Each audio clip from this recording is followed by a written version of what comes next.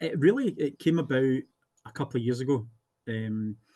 Steve was asked to get involved in a new project called Get Involved Referee that was hosted by Lindsay Heron and David McDonald, who owns his own 1010 studio.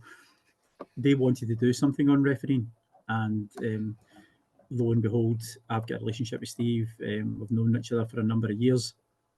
Steve asked if I would want to come on and Steve asked if I'd want to come on and do it with him. So we done it, and it seemed to be quite successful at the time. However, it was just it got a bit sporadic at moments. We would be on for a couple of weeks, then it would drop off, and it just wasn't sort of continual. And Steve and I got to the point where we thought there is traction in this. There are people wanting to understand what's going on. The social media were contacting us all the time. Other companies were contacting us all the time. And we decided that we want to do this and we want to do it properly. Neither Steve and I are technical minded in any way, shape, or form, but we had that sort of bit between us, thinking, do you know what? We can have an effect here. We can say things that referees in Scotland currently cannot say. So I'll leave it there for James, and then James can tell you how the rest of it then picked off that we're now called behind the whistles. Yeah. So I work with Desi's wife, Sharon. Hello, Sharon. And in my past life, I was an audio engineer, and I, for 11 years, worked as an executive director on a record label out of Washington, D.C., called Abora Recordings. I've been involved in the music scene in Scotland for a number of years, and I fell into insurance, and that's where I met Desi's wife, Sharon, and she got in contact to say, can Des give you a phone? And Des phoned me and says, how would me and Steve Conroy record ourselves? And I was like, well, just you need to get one of these Zoom things or Google Meets or something. And that was the end of the conversation. About 45 minutes later, he came back and pitched the whole idea to me and said, why don't you come in and do the tech? We'll do this together. And I'm golf mad. So I was thinking about joining a golf channel on YouTube because I really love these golf shows on YouTube. And I've been talking to a guy in Northern Ireland that's kind of really grown in that area. And I was about to go and work with him when Des made that phone call. And I thought, you know what? I love my football, so why not? Working with people that I know already. And that was 9 weeks ago. And I speak to these two guys more than I speak to my own wife now. It really is. It's every day we discuss absolutely everything down to the minor detail. We look at every aspect and of everything, every bit of information we can. I'm pretty good on my researching, so I've been getting my own education on the laws of the game. And because I work a lot in civil law, there's not a lot of difference. Everything's built on, a reasonable approach to things. So even though something's written down as a letter of law, you've got to have a reasonable person's mindset to apply it in the right way. So I understand it. So it gave me a good starting point having that background already. So I can understand where they're coming from, looking at things in a reasonable approach a referee has to take to a situation that appealed. So it's been great because I'm learning as I go. I'm really enjoying the fan engagement part. We've spoken to club fan media's channels on Aberdeen and Rangers and interact with Kilmarnock fans and Hibs fans already in different various platforms. And you just hear the consistent messages from them, the same consistent frustrations. We spoke to the Scottish Football Fan Forum, which they're a great group of guys. I mean, you've got representation on there from various fan media outlets all coming together as a panel and sit and discuss everything. Everything gets put aside and they just share their own frustrations in football and they have a laugh and joke with each other. And that's rare these days because everything's taken so seriously. So it's great it's great meeting and speaking to these people and they understand and share frustrations. Because see, at the end of the day, yeah, Des is a referee and Steve's a referee, but they get involved in refereeing because they love football. They're football fans. Like everybody else, every referee is a football fan. It's not like you go, I'm going to go and be a hockey referee, but that's not my sport. It doesn't work like that. You get involved in your sport. And that's kind of like how Des gets into it. It's like Des was an athlete. He was good at his football. His career was cut short and everything. He wants to stay involved in the game, and refereeing was something that appealed to stay in the game. some guys, like we talked to John Barnes the other day, that's the commentator for our Sports Sound. He was a junior football player as well. When his career ended with a bad injury, he went into broadcasting to stay in the game. And refereeing, that's just how it goes. It's avenues to keep staying in the game. To be honest with you, it's consistency is a massive thing. So if we're going to say something one week, we have to be absolutely mindful in everything that we said in the weeks before. And my job is to referee these two referees, because I'll consistently say, I've looked at this one and we had one 4 weeks ago and we said this. That's a very deliberate thing I'm doing, because what I'm doing is I'm saying we're having to be consistent here. And we had one at the weekend. There was a bad one missed in Celtic Hearts, high boot, Limbisika on James Forrest in the line. Completely missed, not shown in TV highlights. Like for like of Yang at Tynecastle. Why that wasn't flagged by VAR and why he wasn't sent off. But that's for when we come to that discussion, we're saying, well, a few weeks ago we were having to justify why Yang was sent off, and that's the exact same. And that's the challenge. Is there's so much information going on, there's so much to memorise, but it's important for us that we do reflect on what we've said already on things, because people will go and find contradictions in what you say. Football fans are often very resourceful how they find information, and when you're coming on a platform such as refereeing, you've got to have a thick skin. I wouldn't be doing this if I didn't have a thick skin. You know, every week you're giving an opinion that goes against another team, you know. So that other team supporters are always then going to go and have a pop. We'll never be in a complete winning situation. But we said from the outset, we're not really here to make friends. We're here to offer an informed opinion, to fill in gaps in the laws of the game knowledge that's in fan bases. Sometimes they see decisions and scream at a referee, but it's because they don't know the law that the referee's applying. It's for us to turn around and say, the referee's actually right there, because this is what the law says on encroachment at a penalty, for example, and we went through that. Or we are not afraid to criticise when a referee gets it wrong. We were very critical of Kevin Clancy at the weekend for not just pointing to the spot of the handball in the Celtic game, because he had a clear view of it. So we couldn't understand why he's waited for VAR to make that decision. We're not scared to turn around and say he was wrong there. He should have made a decision. A referee should make a decision. So that's the balance of it. It's about being fair with referees and, you know, complimenting them when they get something done right, being critical when they get something done wrong, or explaining why that referee was right. And as you, as a football fan, don't really understand it, we want to fill that knowledge gap for you. What Steve and I do is we give our opinion and we back it up with facts, and we back it up for reasons coming from a knowledge-based background, and not being that fervent fan of Club A or Club B. We can actually try and be reflective and say, well, do you know what? This is why it's happened, or that's why it's not happened. I would like to think that the guys who are in refereeing, guys who are with clubs, etc., they can trust us, because we're not there to stitch anyone up. We're actually there to praise referees. We want to make it. We want to make it that we're supportive of them, absolutely, and we are supportive of them. But sometimes you can't support the unsupportable.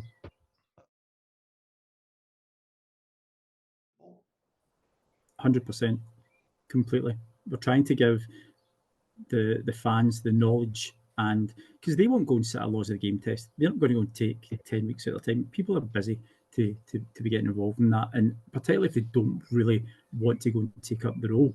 So I would say yes, we use it as an educational tool. We use it as, people don't need to agree with us, absolutely not, and they don't. And James obviously looks at the Twitter feed more than I do. We certainly see that fans don't agree with us. You don't have to agree with us, but we are telling you the truth. We're not a national newspaper. We're not a club fan media group. We're not we have no affiliation to anyone, so we can tell you the truth, and only as how we see it and how we understand it. And the vast majority of the time, we'll get other people who are connected within the game telling us why, telling us what's going on, etc. So I would like to think that we are the impartial balance to pass on information. I get where you're coming from that. I mean, and that's it. How can they not support a team They love football. It's why they're involved in the game. And it's one of the things that always flabbergasts us when we have this discussion is that to expect that a referee doesn't have a football team. And, and we spoke the other day with Steve was asked a question about why are majority of referees from west of Scotland or central belt. And he says, well, that's where most of the population of Scotland is. So it's hard to avoid. It's not like that's something that's done deliberately is to gather from this area. That just happens to be where most of the population is.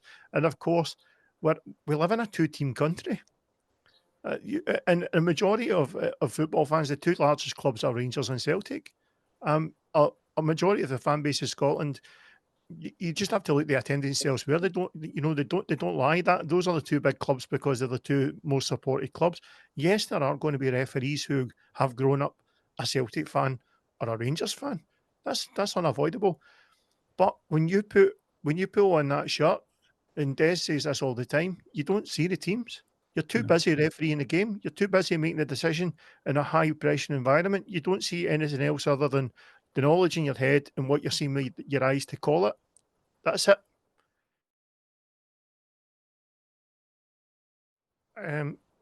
I'll give my view on it first. I think that the way it's going across the board universally, fans are going to reject it more and more. I don't think you'll change people's perception on it. I think there's too much wrong with it and it's too intrusive and it's taking too much away from the fan experience that it can't stay as is. And I think within the next couple of years, bearing in mind the expense of it's already been incurred by clubs, that what we'll see is more of a scale back on it. I think they'll probably keep the goal line tech, they'll keep the offside automation type stuff coming, but I think we'll see a lot more of the cutbacks on the checks because they are ridiculous. But the technology and VAR's only one part of it. A lot of the biggest problems with VAR are that handball law because they messed about with that so much. That causes so many of the reviews and causes so many of the disappointments and frustrations. Handball's the hottest potato there is. It wasn't a law that needed fixed, Alistair, if we're completely honest.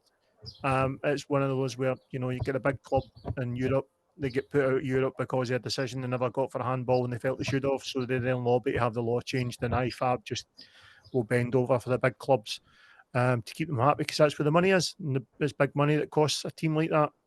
So we've always said, why don't they just go back to intentional, non-intentional, and the old ball to hand or hand to ball? Makes it very easy for a referee to decipher and understand. You can put extra connotations around it about natural positions, etc., and leave that to referee interpretation. But see if they go and take that back to basics, so it's easier for a referee. You take that power away for VAR to flag it. You take away all those calls and leave that with a referee on the park. That will take out so many reviews. That will scale back VAR to a level where you're looking more at factual calls or red card checks. Yeah, it's VAR. It was never intended to come in as a way of re-refereeing the game, but unfortunately, that's where we are because that is what it's doing. Because you've got somebody who's sat in a monitor looking at it and they're putting their opinion onto the referee. The referee on the field of play is the man in charge. He is the one that should have the ultimate say. So unless it is clear and obvious, and if the referee is the only guy in that stadium that hasn't seen that issue, VAR shouldn't be getting involved. VAR should look involved and saying, Des, have you actually not realised what's going on there? See if they come across and you go, right, you've got me across. I'm not sure. It's a 50-50 thought. Take that away. It's the referee's decision. That's exactly what it should be. And with regards to the two other points that were made, VAR works, technology works. I've always said that and we've always been true. It's how people are operating it and what they have been trained to do and trained to look for and trained when to intervene to give their opinion. The fact that we've seen so many errors and the same people still going back and doing the same job, the education is obviously not working. The education and the training for the use of it and the interpretation of it is clearly lacking. And that is the most fundamental use of a technology. You have to know how to use it. You have to know how to operate it, and you have to know when to interject and when to get your opinion across there. As I said, if it's not clear and obvious, and it's one of those ones everybody's looking at it thinking, "Wow, what just happened there?" Don't get the referee involved. It's not. It's not what it's for. And with regards to VAR, it's not going away.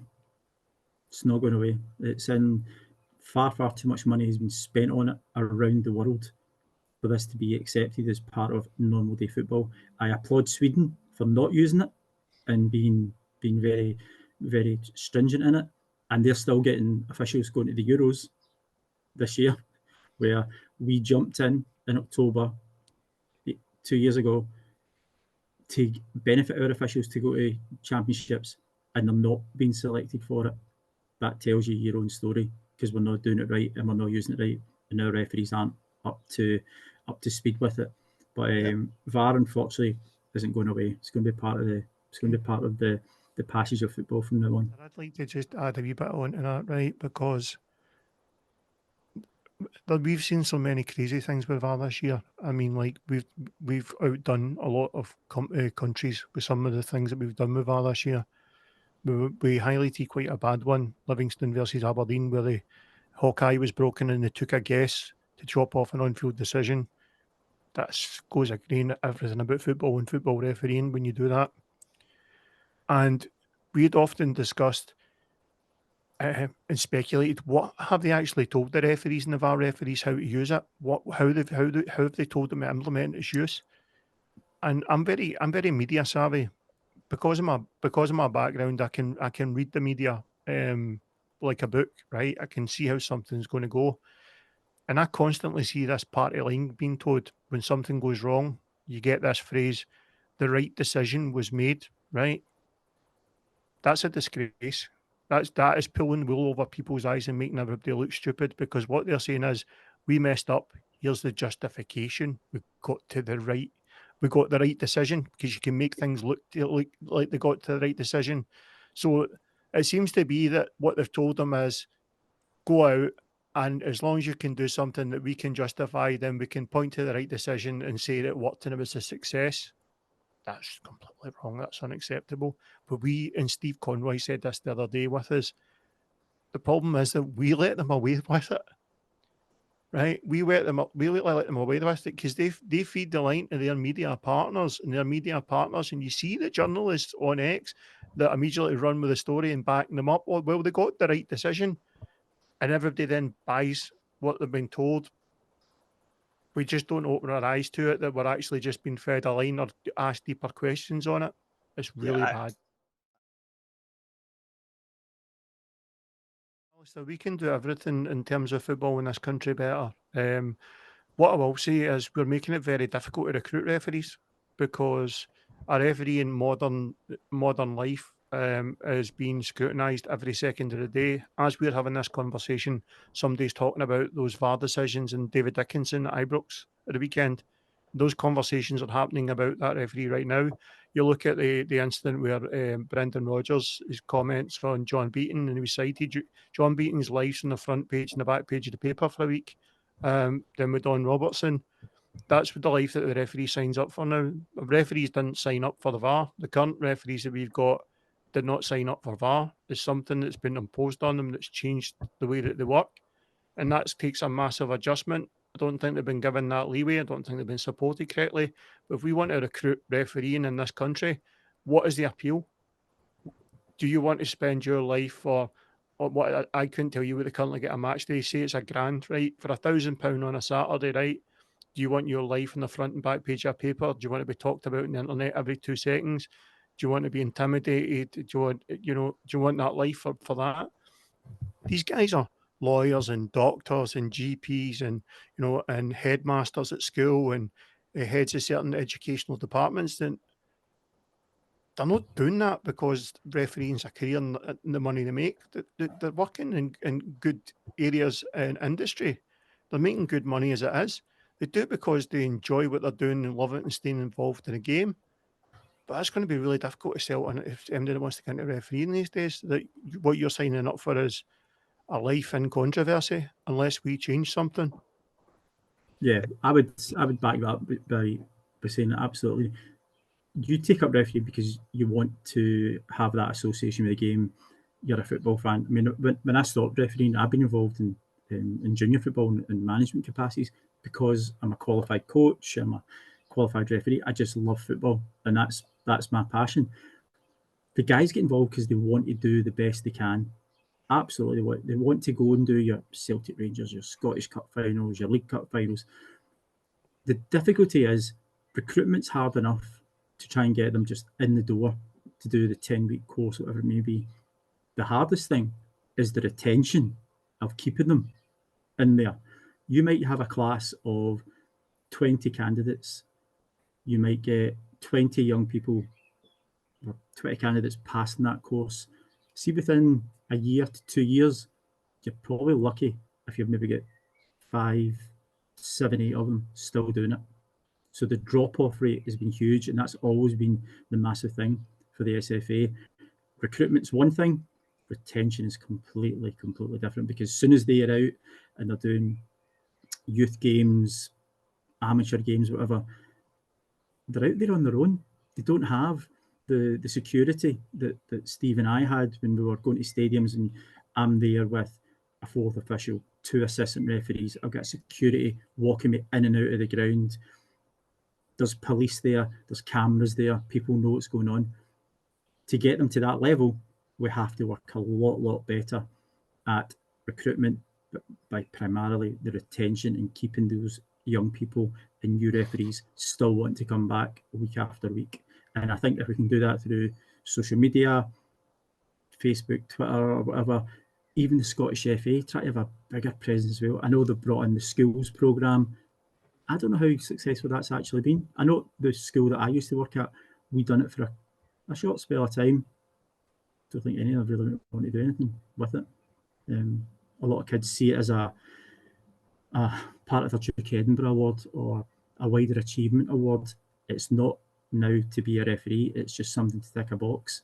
But if they really want to do it seriously, they need to go to clubs, they need to go. For me, I would make sure that every young person in an academy is doing some form of laws of the game, teach them what they're doing. I mean, football's probably one of the only professions that you can be a multi-millionaire in and not know the parameters of your job.